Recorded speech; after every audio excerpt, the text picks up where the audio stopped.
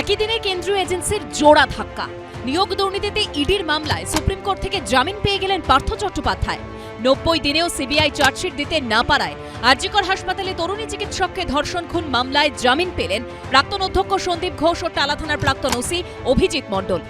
এই যে ব্যর্থতা সিবিআই এর, এই ব্যর্থতার দায় সিবিআই কে নিতে হবে। ক্যান্সারে নেই আর ভয়, NCRI হবে এর জয়। আপনাদের ভরসা নেতাজি সুভাষচন্দ্র বোস ক্যান্সার হসপিটাল। কেন তারা এভিডেন্স টেম্পারিং, ডিপ কনস্পিরেসির জন্য রেপ এন্ড মার্ডার মামলায় তারা কেন সাপ্লিমেন্টারি চার্জশিট দিতে পারলো না 90 দিনের মাথায়? এখানেই প্রশ্ন উঠছে কেন্দ্রীয় এজেন্সিগুলির ভূমিকা নিয়ে, তদন্ত প্রক্রিয়া নিয়ে, তদন্তের গতিপথ নিয়ে। তদন্তের নেপথ্যের রাজনীতির খেলা নেই তো? উঠছে সেই প্রশ্ন।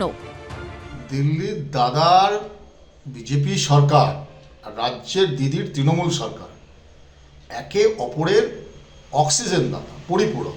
খুন ধর্ষণের মামলায় সিবিআই আদৌ কিছু খুঁজে পাবে কিনা সন্দেহ আছে। তার কারণ 5 দিন ধরে পশ্চিমবঙ্গ পুলিশ যে তাণ্ডব নৃত্য করেছে সেই জায়গায়, সেই অকারেন্সে, প্লেস অফ অকারেন্স যাকে বলি, সেই প্লেস অফ অকারেন্স অর্থাৎ যেখানে দুর্ঘটনা ঘটেছিল, তো যদি 5 দিন ধরে এই তাণ্ডব নৃত্য চলে সেখান থেকে সিবিআই আর কি খুঁজে পাবে না কিছু। যদিও দলের রাজ্য সভাপতি যখন সিবিআই এর চার্জশিট দাখিল করতে না পারার জন্য রাজ্য পুলিশকে দায়ী করছেন, তখন কিন্তু পুরোপুরি সেই পথে হাঁটলেন না বিজেপি নেতা কৌস্তব বাগচি। নিহত চিকিৎসকের দেহ ময়নাতদন্তের পর শেষকৃত্যের জন্য নিয়ে যাওয়ার সময় যারা পুলিশের পথ আগলেছিলেন তাদের মধ্যে ছিলেন কৌস্তব। শুক্রবার সন্দীপ ঘোষ ও টালা থানার তৎকালীন ওসি জামিন পেয়ে যাওয়ার পর অত্যন্ত ইঙ্গিতপূর্ণভাবে সোশ্যাল মিডিয়া পোস্টে তিনি লিখেছেন, একমাত্র আস্থা রাস্তা। অর্থাৎ বিচারের দাবিতে রাস্তায় নেমে আন্দোলনের পক্ষেই সওয়াল করেছেন তিনি। পাল্টা জামিনকে হাতিয়ার করে সিবিআইকে একহাত নিয়েছে তৃণমূল। যারা নেমন্তন্ন করে সিবিআই ডেকে এনেছিল, যেদিনকে সিবিআই হলো সেদিনকে কত পৈশাচিক হইচই। এইবার দেখব যে সেই সিবিআই এখনো পর্যন্ত এটা প্রমাণ করতে পারেনি যে মূল ধর্ষণ এবং খুনের ঘটনার সঙ্গে এই সন্দীপ ঘোষ বা অভিজিৎ বাবু তাদের কোনো সম্পর্ক ছিল।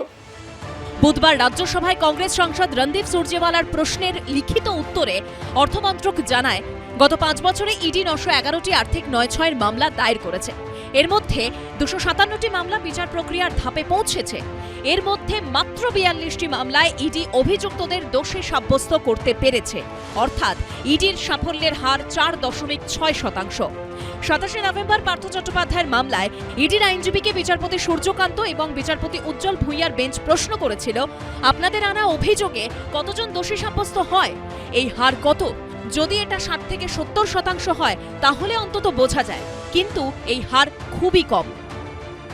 ওরা কেস ধরে, তারপরে কেস ছাড়ে, তারপর বেঠিকভাবে কেস ধরে কাউকে ফাঁসাবার মতন করে মিথ্যা মামলা করে, সবই করে। একটা রাজনৈতিক মনোভাব নিয়ে এই ধারণাটা ক্রমশ স্পষ্ট হচ্ছে। যোগ্য তদন্ত বাহিনী তাদের অযোগ্য হিসেবে প্রমাণিত করার ব্যবস্থা হচ্ছে। পার্থ চ্যাটার্জি, সন্দীপ ঘোষ, অভিজিৎ মণ্ডল একই দিনে 3 জামিন স্পষ্ট হয়ে গেল আরো একবার। সম্প্রতি জামিনে ছাড়া পান প্রাথমিক শিক্ষা পর্ষদের প্রাক্তন সভাপতি মানিক ভট্টাচার্য। পার্থ চট্টোপাধ্যায় ঘনিষ্ঠ অর্পিতা মুখোপাধ্যায়। নিয়োগ দুর্নীতি মামলায় জামিন পান কুন্তল ঘোষ। গত 2রা ডিসেম্বর পুরো নিয়োগ দুর্নীতি মামলায় জামিন পান অয়নশীল। উজ্জ্বল মুখোপাধ্যায়, আশাফুল হোসেন ও শিবাশিস মৌলিকের রিপোর্ট, এবিপি আনন্দ।